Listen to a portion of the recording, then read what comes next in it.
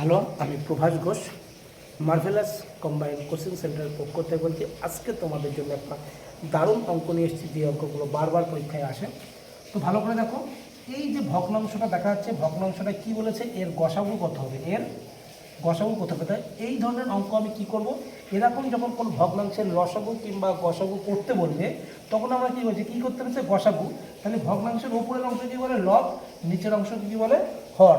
তাহলে গসাগু যখন করতে বলেছে, আমি লবগুলোর করব গসাগু আর হরগুলোর করব লসাগু। তাহলে লবগুলোর আমি যদি গসাগু করি 2, 8, 64, 10, যদি আমি এর গসাগু করি কী আছে, 1, 4,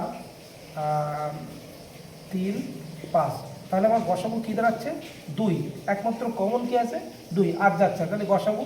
তাহলে আমার ভগ্নাংশের গসাগু চেয়েছে, তাই আমি উপরের লবগুলোর গসাগু করলাম আর নিচেরগুলো আমি লসাগু করবো। কী কী, 3, 9, 81, 27, এদের লসাগু করবো।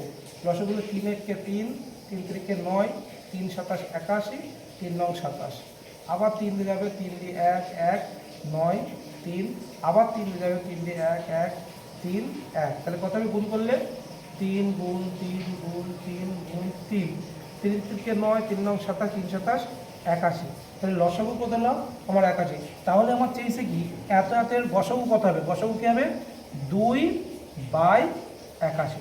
তাহলে আমার গসাগু কত হচ্ছে 2/81, কারণ উপরেরগুলোর গসাগু 2, নিচেরগুলোর লসাগু 81, তাহলে আমার উত্তর কী হবে, 2/81।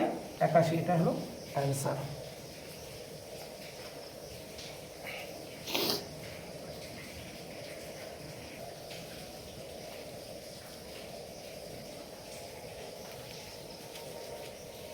তাহলে তাহলে এর গসাগু কী হবে, সেম টু সেম অঙ্ক। তাহলে এর গসাগু কী হবে, ভালো করে দেখে নাও, সেম টু সেম অঙ্ক, এর গসাগু কী হবে। তাহলে তোমরা এই অঙ্কটা করে আমাকে দেখাও যে এর অ্যান্সার কী হবে।